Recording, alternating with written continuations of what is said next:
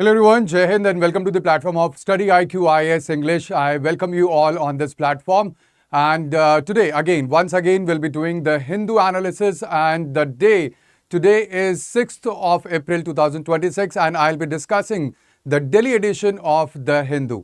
All right, and I have told you that when we start reading the newspaper, we should skim the important news which are there in the newspaper, and then we must analyze how that connects us with the GS papers that are there for the UPSC.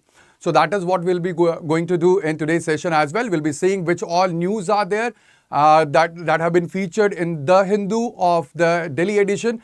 At the same time, we'll be seeing how it connects us to the GS papers which are there. The different GS papers as well as the complete analysis that will be going forward and we'll be doing in this today's session. All right. So good morning, Cloud. Who else is there? Please type in the message, and I'll be keeping my voice low because I was going through some of the comments on my videos and I saw that most of you find that my voice is too much loud. So ultimately, I'll be keeping my voice in a low profile. I'm very sorry. At the same time, if you are finding my voice too loud, so what you can do is you can lower the volume of your phones or the laptops wherever you are watching this session live. All right, Ramu, good morning. All right, so let's move ahead, and as we do every day, let's see that what are the two quotes which are important for your upcoming mains examination. We'll be discussing these two quotes as well. So, all right. So here are the quotes that I found, they are beneficial for your mains examination. And you can use these quotes while writing the answers. The first quote says, justice, social equity, and good governance are strongest when institutions are fair, data-driven, and accountable. All right. Good morning, Apex. At the same time, the second quote is, the measure of a civilization is how it treats its weakest members in war, in governance, and in law. So ultimately, these two quotes are important and you can use them while writing and framing your answers while writing the answers in your mains examination. All right. So let's move ahead and let's see which all news are important in today's edition. I have, skimmed the complete newspaper and nice analysis, no drama. Thank you very much, Zenith. All right, these are the important news which are featured in today's newspaper, and ultimately they are important for our GS paper as well. I'll be talking about, the prelims facts as well. I'll be talking about mains perspective as well. And even I'll be talking about how they are important for your interview guidance as well. So ultimately, when we are skimming through the newspaper, in the morning, that sets the pace. That sets the pace for your, preparation when you are preparing for the civil services. So it is important that these are the key themes that are there in today's newspaper. The first one is it relates to the women reservation, census and delimitation. As we all know that the election is, they are upcoming in several of the states. And ultimately, there are, political rallies which are there organized in these states. And ultimately, we see that there is the government, that is the ruling party, that is BJP, as well as the other parties which are there. They are pitching their, political agendas. And ultimately, we have seen that recently Prime Minister Narendra Modi had remarked over the women reservation as well as the potential benefits of the delimitation that it can have in the future. At the same time, the next one is about the border management on the Bangladesh frontier. Now, this news is also important because when it comes to the border of Bangladesh, so unlike the border that we have with the Pakistan, the border of Bangladesh is actually, it's a kind of porous border because there are, there are marshes which are there. There are the places where we cannot fence it. All right. And ultimately, yes, for attracting women voters, right. All right. So ultimately, when it comes to the Bangladesh frontier or the Bangladesh border, it is a kind of porous border at several places where there cannot be physical fences that could be installed. And ultimately, that is why it is again very important when it comes to the border management alongside the Bangladesh border. The next one is the Delhi Drainage Master Plan and urban flooding. We all know that during the time of monsoon, what happens is that there is a lot of places, especially the metropolitan areas, which gets flooded. And therefore, when it comes to administration, because, when it comes to the urban management, the sewage management, that is also part of the administration. So it is again important. The urban flooding is again important topic for your preparation. Then next comes the counterfeit medicines and the fake GST firms as well. That we'll be discussing. Then the Ladakh tourism, again important, for the local participation. And also it is important because we all know about, the recent, skirmish that was there in the region. And also the Ladakh is asking for the complete statehood. Again, that becomes important for our polity and governance section as well.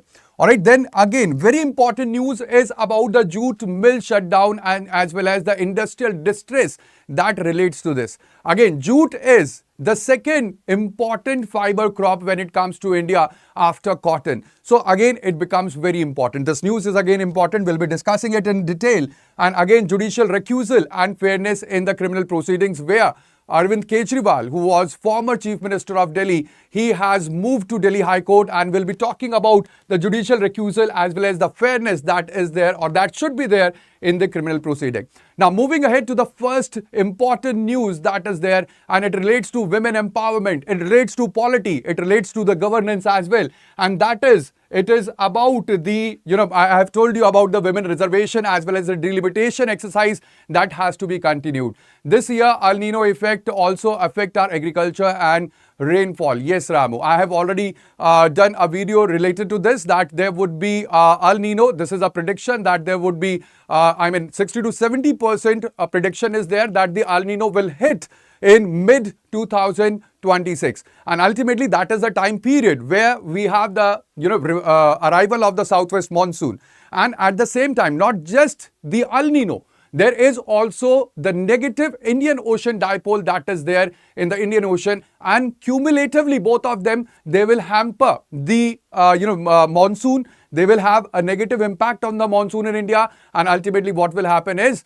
that will lead to the increase in inflation. That was there in the SBI report that was there. All right, jute comes under Ministry of Textiles, right.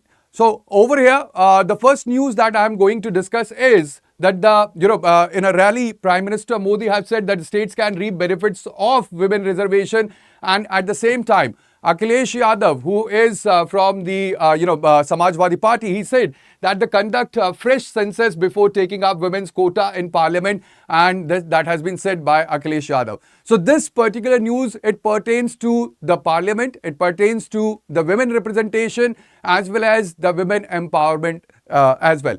All right. When it comes to this news, it is very important to note over here is that there is a political debate that has been intensified because of the recent elections which will be conducted. This political debate has been intensified where we are seeing the implementation of the 106th Amendment Act or the 33% women reservation law which had been introduced. Now, this women reservation that will be there in the Parliament, that is in Lok Sabha as well as in the State Legislative Assembly. Now, over here, what the government wants it, that there will be fresh elections that will take place in 2029. And before 2029, the government wants to do the delimitation exercise. And there are two concerns over here. All right, because of this delimitation, what will happen is, this delimitation will increase the number of seats in Lok Sabha. All right, it will increase the number of seats in Lok Sabha and Rajya Sabha, and ultimately because of this delimitation, there are fears that the states, the southern states which are there, they have done a very good family planning, and ultimately they have stopped the population growth over there. Now, the northern states, the population growth rate remains high.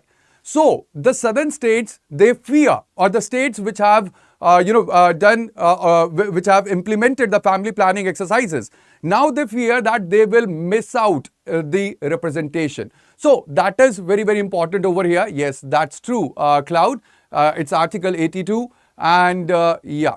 So ultimately, this delimitation exercise will be conducted, and the government wants it to be conducted before 2029 elections that will be there.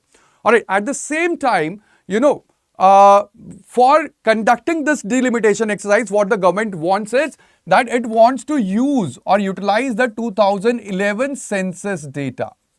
All right, it wants to utilize 2011 census data, but at the same time, the opposition is questioning whether it can be done without a fresh census, because we all know that the seats of Lok Sabha and even the state legislative assembly, they had been freezed up to 2026. Now, the seats can be increased after 2026 when this freeze will be lifted. But at the same time, it is very important to note over here is that there has to be a fresh elections fresh census that would be conducted, or it could be based upon the 2011 census as well. At the same time, it is also linked to delimitation and the seat reallocation, where the states are fearing that they may lose their representation. But at the same time, Prime Minister Narendra Modi, in one of the rally, he had reiterated that the states, especially the southern states, they will not lose their proportional representation because of this delimitation exercise. Northern states gain more seats, higher population, that we have to see after the delimitation will happen. All right. At the same time, Prime Minister remark have suggested that the implementation of this will be from 2029 after legal and administrative process that would be followed completely. And that is why this complete news is very, very important when it comes to the women reservation. Over here, what is the core issue that had been discussed, or that is important over here because of this news, is that the numbers, they determine the political power in our country. All right. So ultimately, when it comes to the numbers, the members which are there in the Lok Sabha, they determine the exact political power which will be the ruling party over there, and ultimately this is the core issue over here. And ultimately this particular women reservation bill that will increase the women participation in the central legislature, that supports gender inclusion, but also it raises the federal balance and fairness across states, that a federal balance as well as the fairness of the distribution of the seats must be maintained. The southern states, like I said, they fear the reduced relative weight if the seat expansion is based upon the population. And we know that according to the Constitution of India, the seats are actually divided upon the basis of the population. The seats are on the basis of the proportional representation, and therefore, in my opinion, what will happen is that yes, the southern states, they have the right fear in their mind, and ultimately the implementation delay, it can weaken the trust if it is not explained clearly and properly. That is what is required to be done by the government, that they should explain it properly. At the same time, when it comes to this news, it also relates to, or it also connects to the Panchayati Raj institutions or PRIs. Now, why it connects? Because we know that in the Panchayati Raj institutions, we already have the reservation for the women. But at the same time, it is a thought to ponder upon. All right, it is a thought to ponder upon when it comes to the women representation in the Panchayat. I want you to think about this, that what exactly happens. Yes, there is actually women representation that is there in the Panchayati Raj institution, but we have seen that Sarpanch Pati, all right, or the Pradhan Pati kind of the environment that looms in India. So it is actually a thought to ponder upon that whether this is we are actually empowering the women, or we are just creating them as a kind of symbol institution. Why can't we go with secondary appointment of existing seats ratio?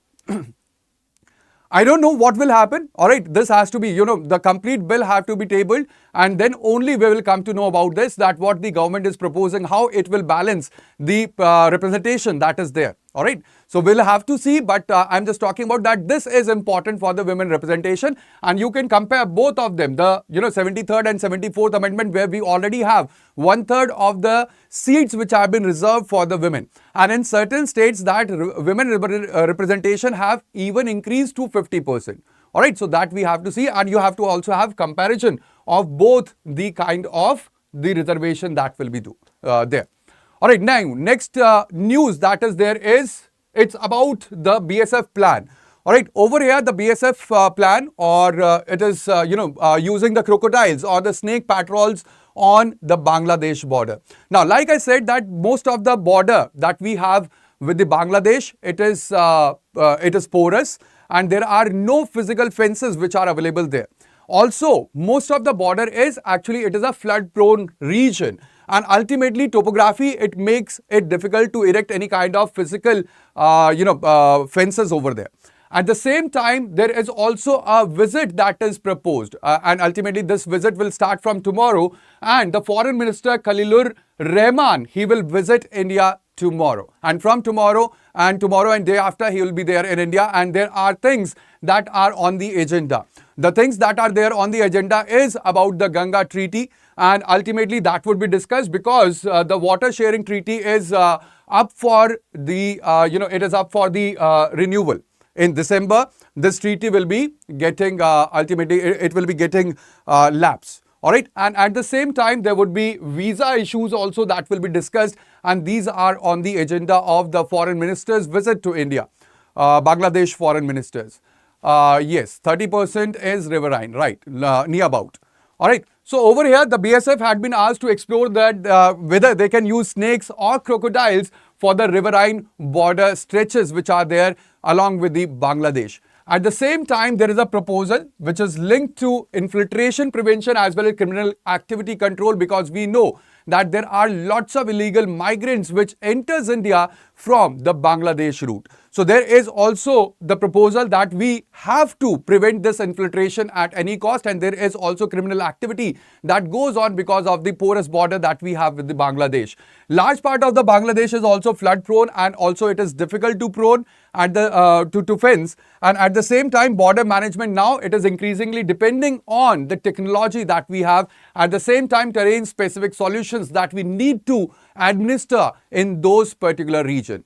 Like I said, Bangladesh Foreign Minister Khalilur Rahman, he will visit India, and this complete visit will be focused upon the neighborhood first policy and as well as the water diplomacy that is there. Now, over here, when it comes to this particular, these two news are very important, because ultimately security challenge with the Bangladesh is, it is very real. All right, when it comes to Bangladesh, when it comes to the porous borders, it is very, very important that we need to understand the security challenge that is there. But at the same time, there are ecological and human safety risks as well, which are quite high in the region, border region with the Bangladesh. All right, there is also, when it comes to the reptiles, so riverine deployment of these reptiles, whether it is the snakes, whether it is the crocodiles, that also raises the concerns for the local communities as well. All right, it is not just that, using snakes and reptiles that will only, reduce the infiltration, or that will be used for the outsiders, but even for the local population that may pose a risk that is there, that had to be understood before moving forward. Right, that's true, Cloud. All right, and also it shows limits of one size fits all border governance. So ultimately, one size fits all, that is not true when it comes to the border management or border governance. We need to have a terrain specific approach when it comes to the border management that is there. Now, there is better approach that we can move ahead with the border management with the Bangladesh, and that is there should be a mix of fencing. Along with fencing, wherever it is possible, we should use fencing. There should be floodlights as well. There should be sensors which should be placed, patrols, and even there have to be a community coordination where people participation is very important when it comes to border management of the Bangladesh. And many countries, they are using layered border security as well. Yeah. All right. Now, over here, this is the complete border that we have with Bangladesh. You can see this is the complete border that we have Bangladesh. Please note that which all states they connect with the Bangladesh border, and even please remember that Sikkim does not touches the border of Bangladesh. All right, it is again important for your upcoming prelims examination, and the question may be asked from here.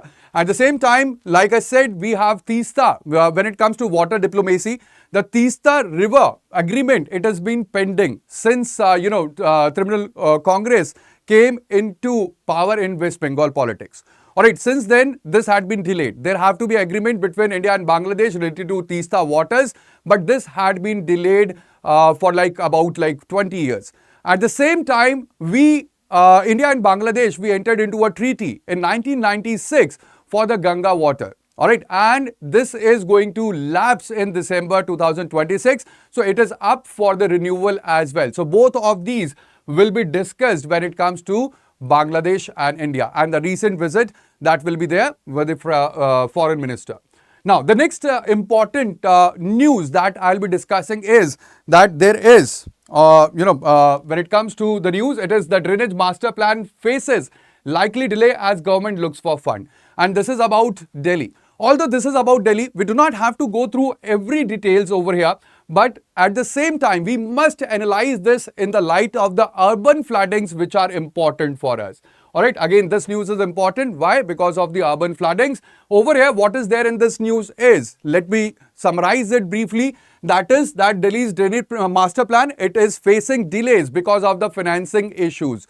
Now, the complete master plan, the estimated cost is 57,364 crore rupees, and the plan is divided into the three basins which are there in the Delhi, that is Najafgarh, Barapulla and Trans Yamuna. At the same time, the study is still operating with the drainage plan or drainage master plan that dates back to 1976. All right, so it is very, very outdated plan that is there. And at the same time, Delhi's population has grown sharply since the old plan or since 1976. At the same time, urban flooding that we are seeing in Delhi and the metropolitan areas, that is a recurring phenomena when it comes to these metropolitan regions. Now, the main causes for the urban flooding are that there are outdated infrastructure. At the same time, there is a rapid urbanization without proper planning and even encroachment and weak coordination among the different agencies which are there. All right, at the same time, the impact is that there is a traffic disruption. All right, anytime that the weather gets, there is a rainfall in these regions, what happens is traffic gets stuck. All right, West Bengal, Mizoram, Tripura, Assam and Meghalaya, right. Ramu, and it's still dependent upon 1976 drainage plan. Yes, Zenith.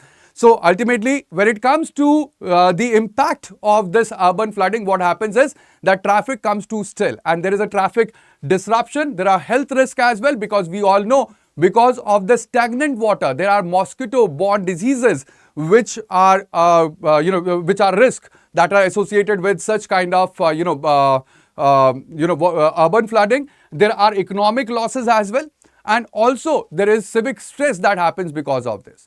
At the same time, there is, when it comes to the plans, there are delays in funding execution that reduces the disaster preparedness, and there is need for long-term basin-based interagency coordination and planning that needs to be there for the proper management of these urban floods. Right. All right. So these are the three basins when it comes to Delhi. All right. This is the complete outlay. This is the planned budget of 57,364 crore rupees, and this has been for the three basins which are there. There is the Trans Yamuna basin, then we have Barapulla basin, and then we have the Najafgarh drain or Najafgarh basin that is there. And in these three basins, the complete drainage plan had been divided, and again this had been delayed because of the financing constraints.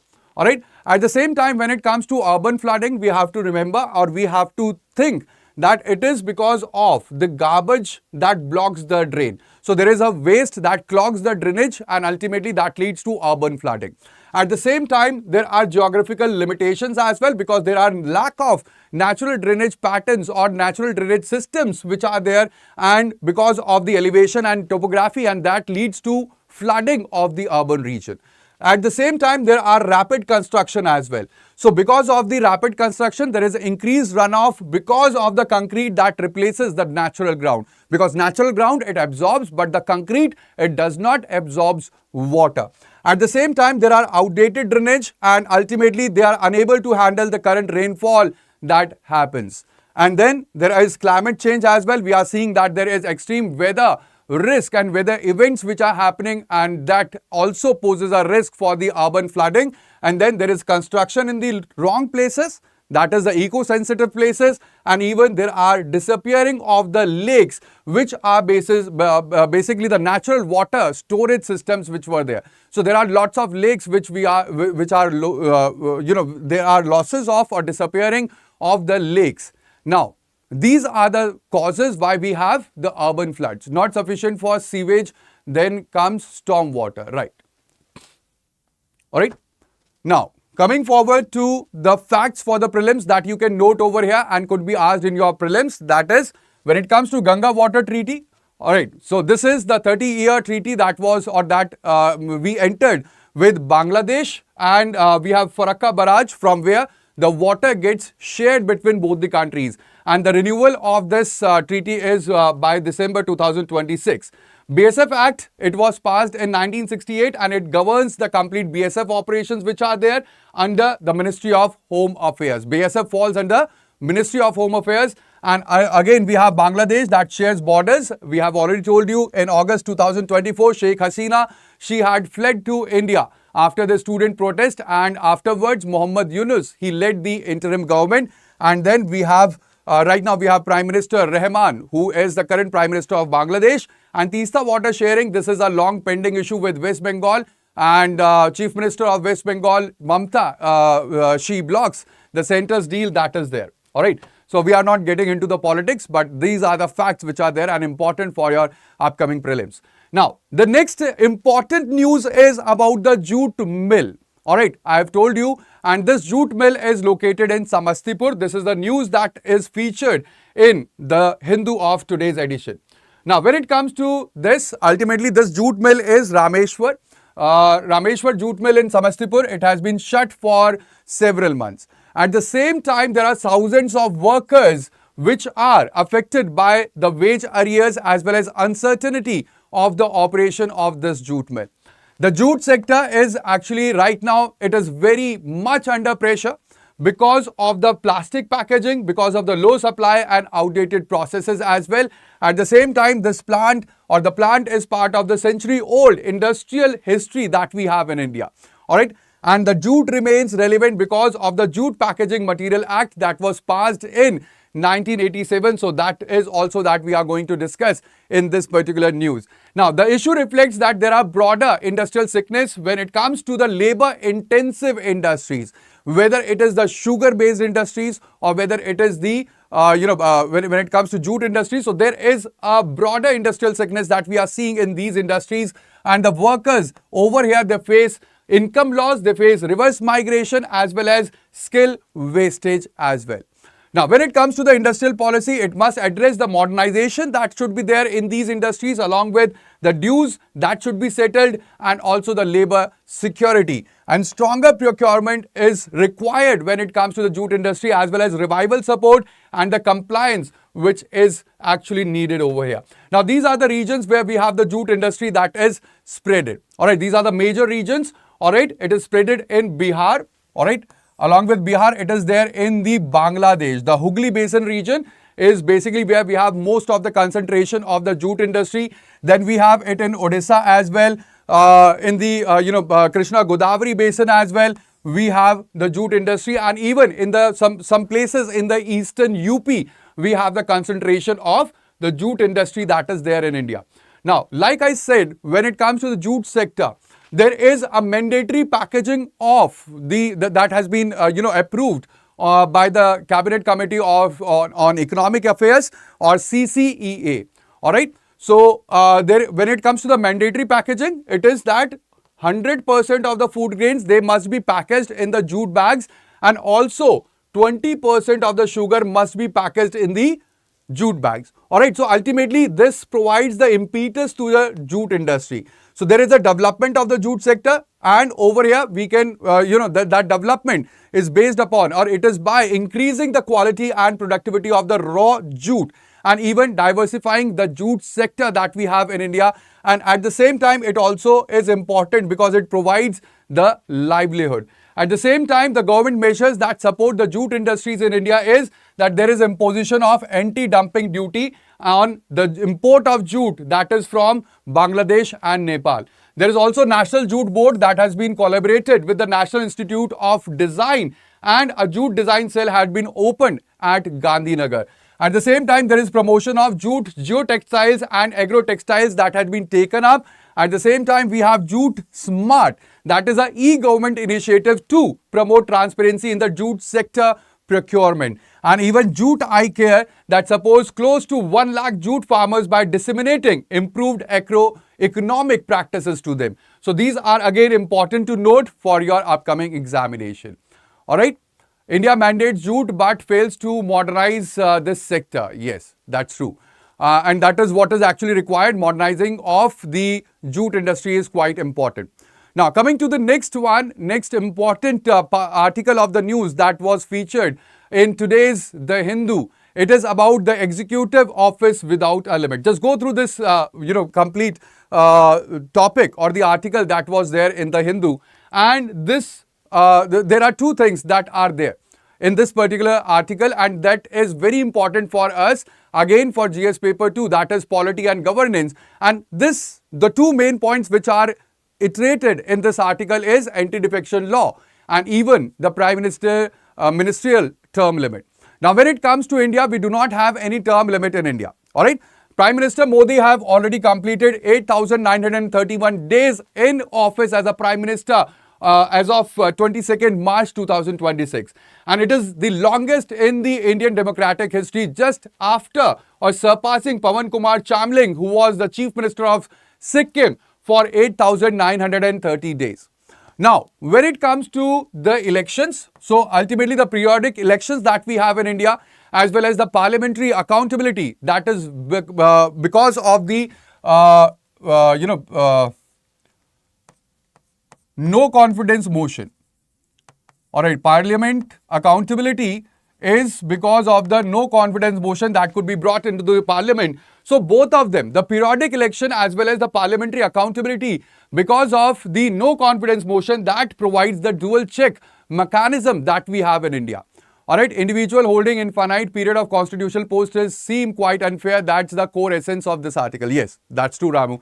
And in US, president can hold only twice in their lifetime. Yes, and the US Constitution was actually amended. Alright, it was amended later on. So, the original Constitution does not have any kind of limitation in US as well. Is there any channel where I can get this PDF, as I cannot note down important information? So, for everyone who is watching this, let me tell you that there will be a link that would be there. The complete PDF, it will be uploaded. It will be uploaded in the free courses of the StudyIQ, website that we have. All right. So I have asked, in the initial my video or my live session, people have asked, students have asked where they can find the PDF. So I have told you that I will talk to my team and we will, make these PDF available for every one of you. So we are working on it. There would be a link that would be there in the description, and by going through that link, you can just browse the free courses, and under the free courses, there would be the PDF that will be uploaded every time, every day. All right. Sorry. So, as I was telling you that this article is about anti-defection law and as well as the limit on the prime ministerial term. So over here we have two checks in the Indian Constitution, and that is that we have the periodic elections after every 5 years, and we have the motion, that is no confidence motion, that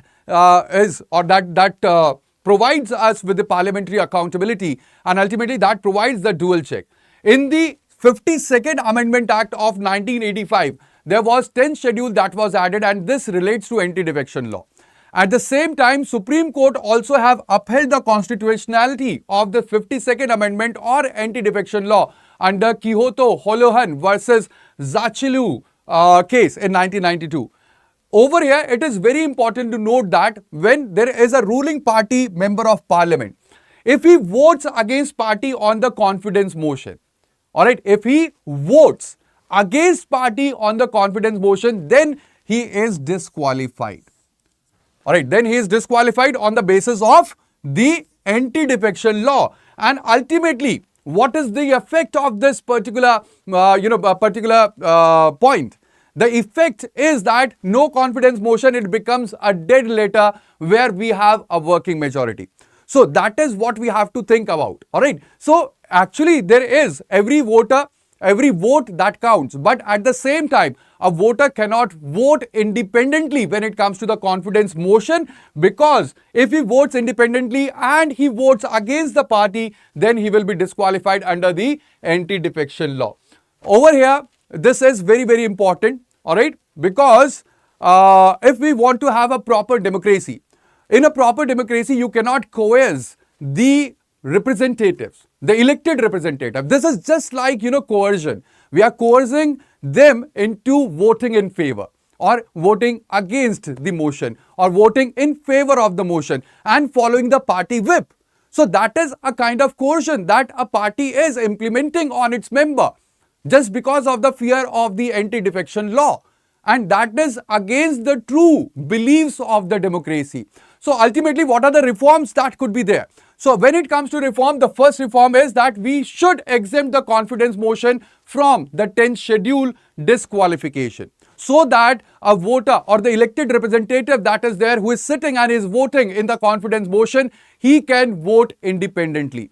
At the same time, what should be the second reform? That there should be a constitutional amendment that should limit the consecutive Prime Minister or Chief Minister terms. But at the same time, all right, second reform is it is just, just following the US Constitution. I suggest that there should be exemption that should be there for the confidence motion when it comes to the 10th schedule disqualification. All right. At the same time, these articles are important again for your prelims. All right. We have Article 75 whereby it lays down that Prime Minister will be appointed by the President and the ministers, they hold office at the pleasure of the President. All right. At the same time, we have Article 83. It is important for Lok Sabha and it provides for 5-year term of the Lok Sabha. The dissolution of the Lok Sabha can be before the 5-year and it could be by the President on Prime Minister advice. At the same time, we have Article 102 and the 10th schedule that lays down the procedure and even the disqualifications of members. And then we have Article 164 which deals with state chief minister provision, and there is the same gap that exists with the chief minister as well, because there is no limit for the tenure as we have seen in Jyoti Basu's case or Naveen Patnaik, and then also election commission autonomy that comes under Article 324. But at the same time, when the election commission is autonomous, but even at the same time, they are appointed by the PM-led or Prime Ministerial-led government. So again, these articles are important for your upcoming prelims. Just go through them. All right. Anti-defection law, if the individual member act against the party instruction against whip, right? It will strangulate the voice of representative. That's true. And here Prime Minister advice isn't his sole advice. Rather, it should be aid and advice of the Council of Minister. Yes. In journal, it should be the advice, aid and advice of the Council of Minister. That's true. Now, the next news is about the excise policy case, and I have told you over here, the Kejriwal, Arvind Kejriwal, former Chief Minister of Delhi, he have moved to the High Court and he seeks the change of justice. So basically, the news deals with judiciary, at the same time it deals with rule of law and also the constitutional governance that is there in India. All right, or the judge's recusal that is there. Now, again, this particular news is not as such important, but it connects very important points which are important for us. All right, so over here, Arvind Kejriwal have moved to the Delhi High Court for the recusal of a judge, and ultimately the matter concerns with the CBI plea of the liquor policy case. The central issue is the judicial impartiality as well as the perception of fairness. That is the central or the core issue that this particular news relates to. All right, this news is not as such important for us, but the issue is important for us. While we are preparing for the civil services, the trial court had earlier discharged Arvind Kejriwal and others, but again, now this case had been taken up by the High Court. Now, over here, the strength of the judiciary, it lies in both. That is the fairness as well as the public confidence. Because in India today, even a common people, when it comes to the common man, so the common man, he trusts judiciary. All right. He may not have a trust in executive. He may not have trust in the parliament, but a common man trusts judiciary. So there is, and that is, it is very important that the strength of judiciary must be maintained, and it lies both in the fairness and even in the public confidence that is there. Even the appearance of biasedness it can damage the legitimacy of the courts or the judicial system that we have in India. So procedural fairness should be balanced with proper judicial efficiency, and justice must not only be done. Please remember, and again you can use this quote in your mains answer writing as well, that justice must not only be done but must also be seen to be done, and that is very important for protecting and for the image of the judiciary that we have in India. All right, Ramu. Now, next important news that we have is, again, it is about the World Trade Organization, and it says that the World Trade Organization is flailing. All right, and this news is again important because there had been recently ministerial conference of the World Trade Organization that had taken place, and again this is very important because the 14th ministerial conference of the World Trade Organization or WTO was held in Yaoundé in Cameroon, and over here 166 member of WTO World Trade Organization that had failed to issue even a ministerial declaration after this ministerial conference. Now, when it comes to the e-commerce moratorium, very important. All right, e-commerce moratorium was applied, or it was in force since 1998, and this moratorium was that there could not be any tariffs that could be imposed for the e-commerce, and now this had lapsed. This has lapsed already on 31st of March of 2026. All right. So it will lapse, it has already lapsed on 31st of March 2026. At the same time, the countries, they are now free to impose custom duties on any kind of e-commerce or digital trade. At the same time, the system faces the biggest stress. The system of the World Trade Organization, it faces the biggest stress that is there since World War II. And also one more important thing that we can see from this article is about coercive unilateralism. Over here, the aggressive national actions which are outside international framework had been seen and that are deriving the international trade right now. Imposing of tariffs that we have seen by the USA, that was there. And again, the dispute settlement body or the DSP of the World Trade Organization, it remains paralyzed because there are no judicial appointments to the DSP or dispute settlement body of WTO or World Trade Organization. So where is Cameroon? Over here we have Cameroon, Yaoundé, where this particular ministerial conference, 14th ministerial conference of WTO that happened. Please note over here that Cameroon touches the border of Lake Chad. All right, Lake Chad is there. It touches the border of Lake Chad. Along with the Cameroon, we have Chad, we have Nigeria, and here we have Niger. All right, so all these four, we have Niger, Chad, Cameroon, and Nigeria. That touches the border of Lake Chad that is there in Africa. All right, now over here you can see the question that is there. Again, this question is assertion and reasoning. Just see the question. We have assertion, the most favored nation principle is facing threats due to rising coercive unilateralism. Then reason, the WTO 14th Ministerial Conference successfully eliminated all unilateral trade barriers imposed by developed nations. So you have to tell which will be the right answer. What will be the right answer? Right.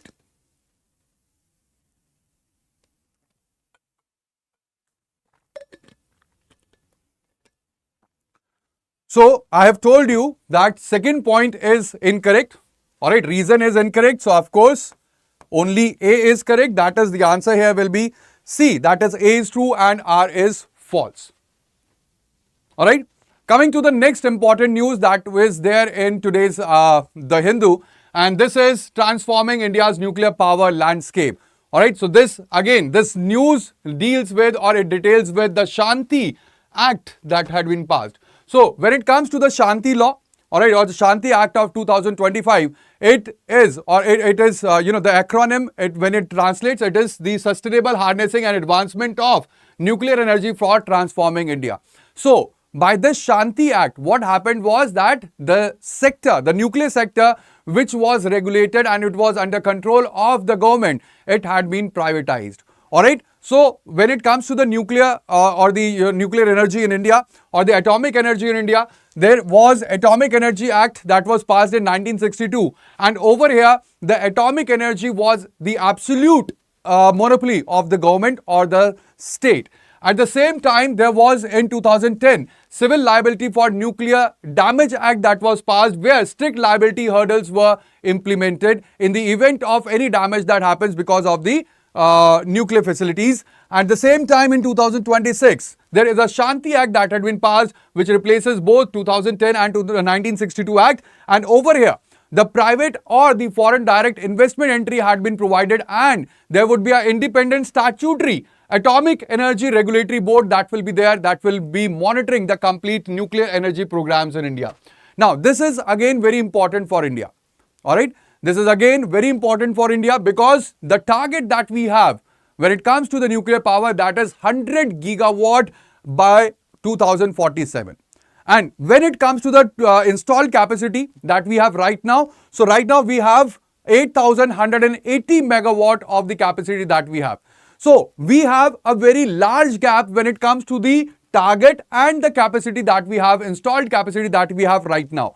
And at the same time, for increasing this capacity, what we need to do is we need to have more of investment. At the same time, the Department of Atomic Energy lacks the financial or the capital that is required for the rapid expansion. And we have a net zero policy, or we have applied for, or we have a strategy, net zero strategy that we are moving ahead till 2070. All right.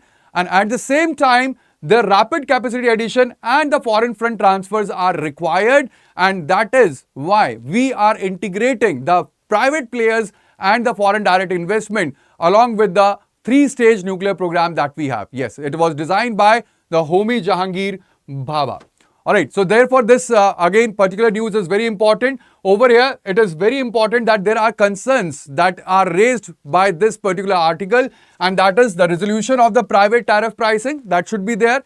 Again, the nuclear fuel, which is very important, their ownership and the security is required, because we are all already seeing that there is a war that is going on in Iran. So again, why that war started? Because of the fear that the Iran will develop the nuclear weapons. All right, that the Iran is moving forward with the enrichment of the nuclear fuel.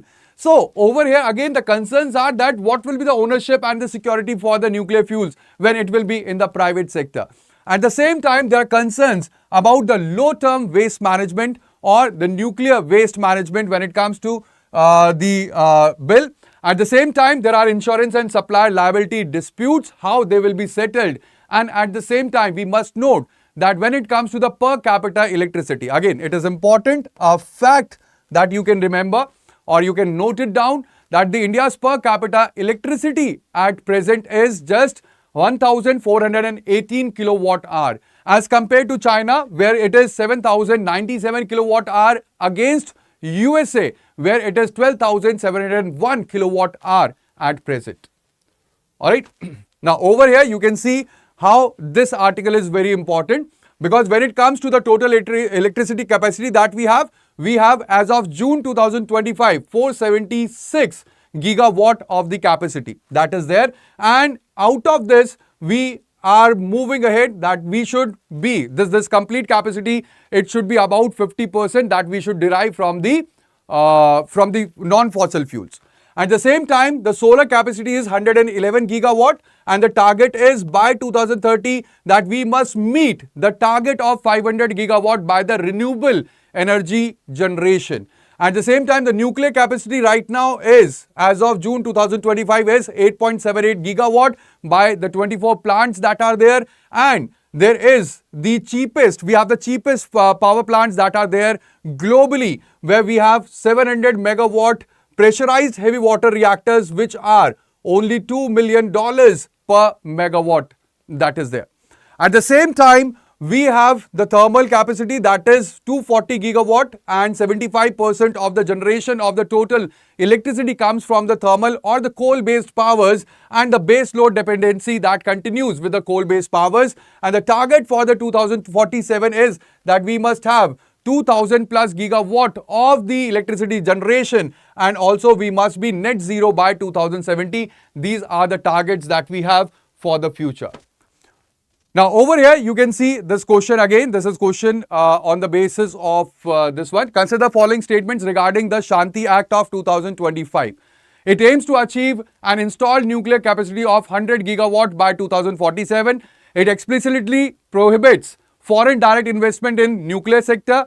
It repeals the Civil Liability for Nuclear Damage Act CLNDA 2010.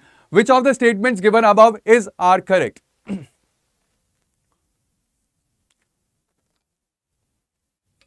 Yes, that is thorium. So ultimately, our three stage nuclear, nuclear energy generation, that is based upon the thorium. The last stage will be based upon, the third stage will be on the thorium based nuclear generation. Right. So over here, the second statement is incorrect. All right. But first and third are correct. So what will be the right answer? C will be the correct answer. C is right answer. All right. Now, coming to the next important news that was featured in today's newspaper. Right. It encourages the FDI. Shanti Act encourages the FDI. Over here, it is about the Kerala spending that falls short of its green ambition. Again, Kerala is a state where the elections will be held recently. And ultimately, this news is important again. Why? Because it deals with the Western corridor or the Western Ghats, which are very important ecological sensitive areas. And over here, we have to understand from the point of the upcoming prelims that there had been three committees which had been constituted. We had Gadgil committee. Alright, that was constituted in 2011 and that have determined that the ecological sensitive area in the Western Ghats is 64%. And the approach was that there should be strict protection of this ecological sensitive area and the science first approach must be there when it comes to these regions. At the same time, we have Kasturi Rangan report as well that was constituted in the year 2013. And through this report, the ecological sensitive area was shrinked from 64% to 37%. Alright, we had Gadgil committee, then Kasturi Rangan, and then now we have recently a Korean committee that was constituted that have determined that near about only 24% of the Western Ghats is basically ecological sensitive areas. And this was, there were the concerns that were raised that this report, the recent report, Korean report is basically diluted and it was also politically compromised. Now, when it comes to the Kerala, over here, the news, it details with the finance that the Kerala government, it does not have for its green, initiatives that should be implemented. Over here, the capital expenditure is just about or only 8%. And here, the Kerala government is burdened by the pensions as well as salaries which it had to give. At the same time, the remittances are more than 20% of the gross, state development domestic product, and even there is immediate fiscal constraints which are there and they override the long-term ecological defense that it has to plan. So ultimately, that is all about this news. But again, this news is important because of these three committees which were constituted for the Western Ghat region. All right, over here again, we have one of the question that you may, attempt. Arrange the following committees related to Western Ghats based on the percentage of ecological sensitive area. ESA, they recommend from highest to lowest. So we have Kasturi Rangan, Korean, we have Gadgil committee. So what will be the correct, sequence?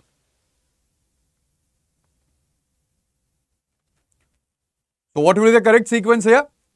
Kasturi Rangan, Korean and Gadgil committee, you have to arrange them from highest of the sensitive area to the lowest sensitive area, ecological sensitive area. So over here, what will be correct? I have told you already just in the previous slide that it will be Gadgil, then Kasturi Rangan and then it will be Korean. So that is, we have the right answer as A, that is 312. Alright, now next important news that is there in today's article is, it is just a small piece of article that is there, and again it is very important. That is why it is very important that you skim the complete newspaper. Alright, so it is just a small article and that is the share of India in the global groundwater withdrawals. Alright, it says that 25%, India accounts for about or around 25% of the global groundwater withdrawals, and that Public Account Committee have asked or flagged this that there is the urgent need to withdraw or hold this withdrawal that we are doing, and it has urged the Jal Shakti Ministry to persuade the states to curb the excessive extraction of the groundwater that we have. So again, it is a small news, but again, it has a very important implication when it comes to the, for the exam. All right, and for us as well. Now, the causes for this is, when it comes to the groundwater extraction, is that there is unregulated agriculture pumping that accounts for about 90% of the usage of the groundwater in India. Also, there is green revolution legacy and water intensive MSP crops that we have in India, especially the, when it comes to the genetically modified crops, they require more of water to survive. And even when it comes to the green revolution is based upon three factors. All right. Remember always that it is SFI. When it comes to green revolution is SFI. That is seed. When it comes to seed, hybrid seeds. F means fertilizers and I means irrigation. So the complete green revolution was based upon these three factors. All right. And also there is subsidized electricity that leads to the overexploitation of the groundwater in India. So India has 25% share in the global extraction of the groundwater, and the impact is that it threatens the long-term food security that is there. At the same time, there is land subsidence in the urban zones and also arsenic and fluoride contamination that is there. So this is very important news that is there in the today's The Hindu. All right, now over here again, you can try and answer this question that is there. Consider the following statements regarding groundwater in India. India accounts for approximately 25% of global groundwater withdrawals. The Public Account Committee PAC urged the Jal Shakti Ministry to curb the extraction. So what will be the correct answer? Yes, BT cotton is a genetically modified crop, right? All right, which uses a gene of a bacteria, Bacillus thuringiensis. All right. So when it comes to the statements, both the statements are true. We know, we have just discussed it, that India accounts for approximately 25% of global groundwater withdrawals, and the Public Account Committee PAC have urged the Jal Shakti Ministry to curb the extraction. The answer would be C. That is both 1 and 2 are correct. Both are correct. All right. Now, so these are the important news that we have seen in today's newspaper. Now, how they interconnect or how they unfold. So when it comes to the internal pivot, we have discussed about the Shanti Act, and Shanti Act privatizes the nuclear sector in India so that we are able to hit 100 gigawatt, and there are external vulnerabilities as well that we are seeing right now in the Middle East region. Now, this is where the geopolitics, it transforms into economy. All right, where Middle East conflict have directly impacted India's macroeconomic policy and the stability as well. Now, when it comes to economy, in the economy, we have discussed in the global region that multilateralism fractures when we discuss about the World Trade Organization Ministerial Conference, 14th Ministerial Conference. At the same time, when it comes to domestic, we have ecological safeguards shrinking when it comes to the Western Ghat region, right from the Gadgil Committee to the Korean Committee. And now this economy, it transforms into, or it moves into the environment, and where we have the state fiscal deficit that forces the dilution of the ecological defenses, and ultimately that is leading to, or we have another important piece of the news, that is 25% global groundwater withdrawal demands immediate Jal Shakti intervention and agri reforms. Now, let's see more questions that could be asked in your prelims. Now, the first question is, which of the following statements about the Strait of Hormuz are correct? All right. We have, it lies between Iran and Oman. About 30% of global LNG trade passes through it. Iran unilaterally can close it under international law. So what will be the correct answer? What will be the right answer?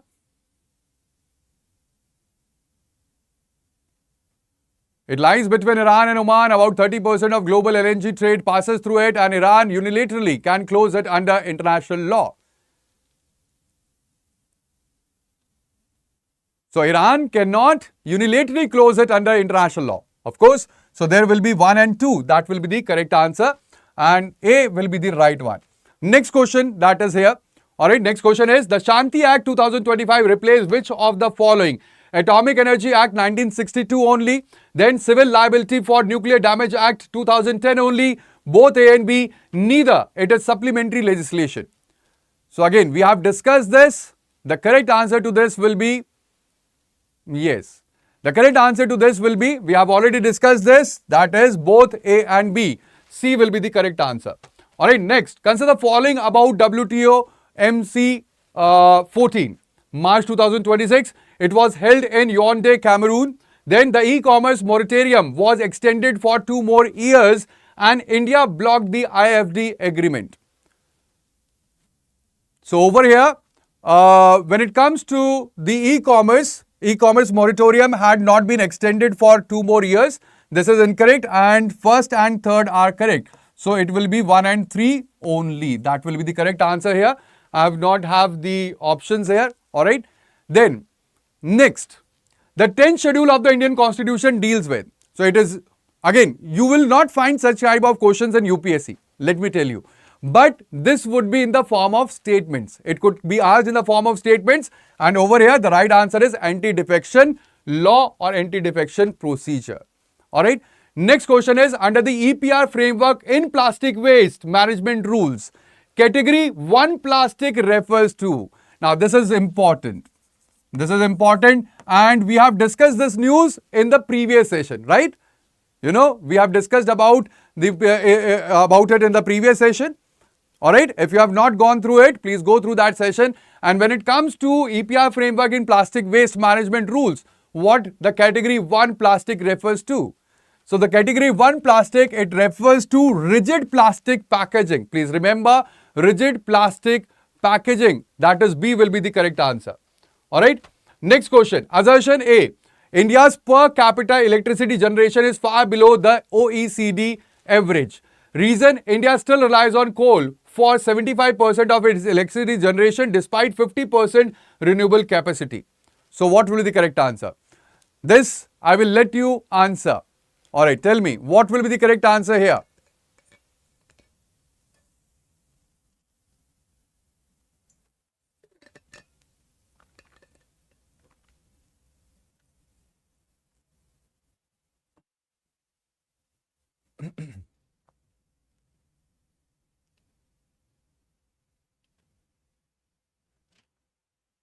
Alright. Yes. Okay, some of you are saying D, I am getting A as well and B as well.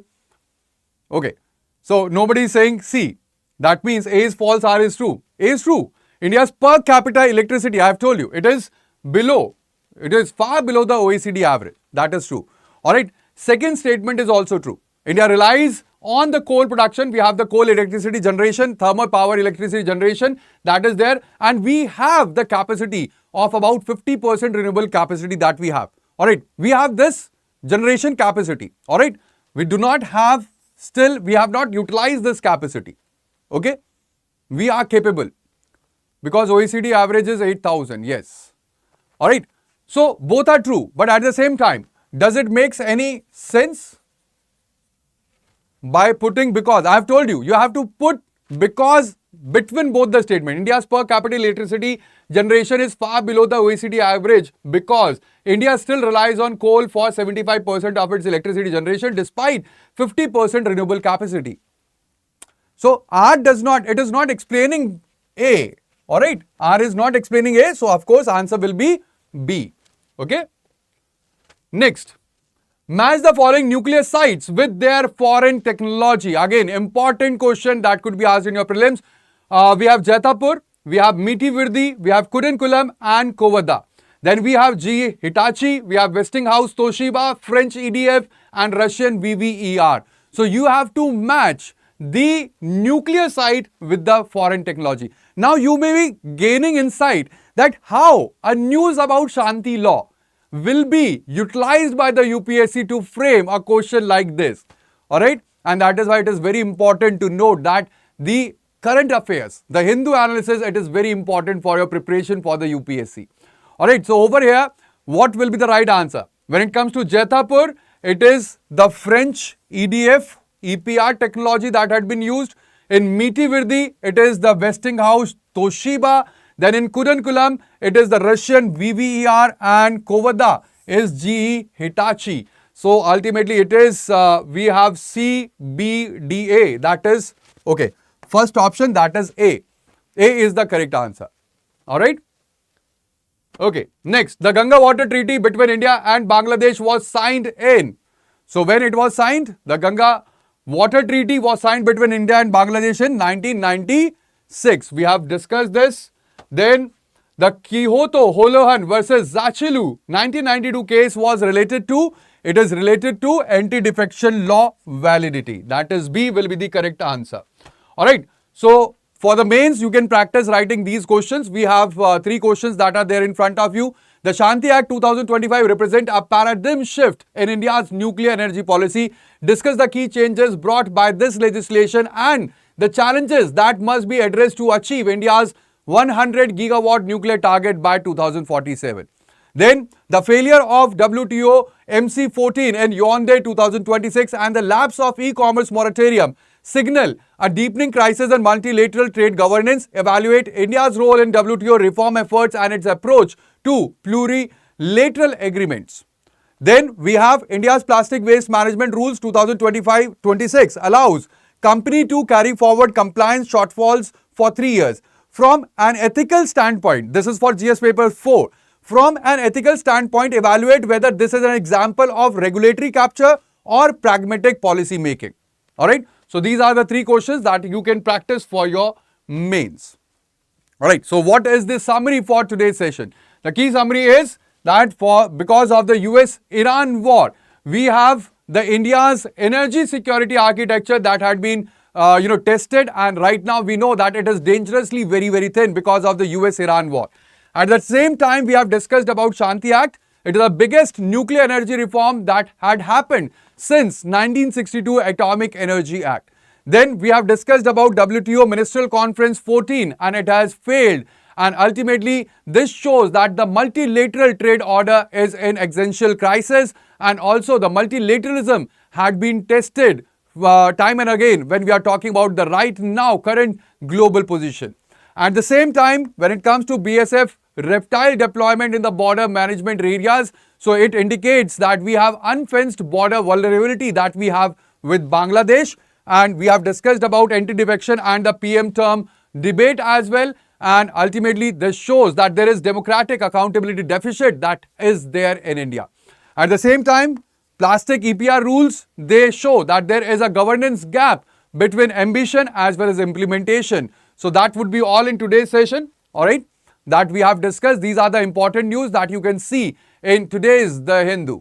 That would be all. Thank you very much, guys, for joining me over here. If you have any doubt, now you can ask your doubts. Any doubts? You may ask your doubts.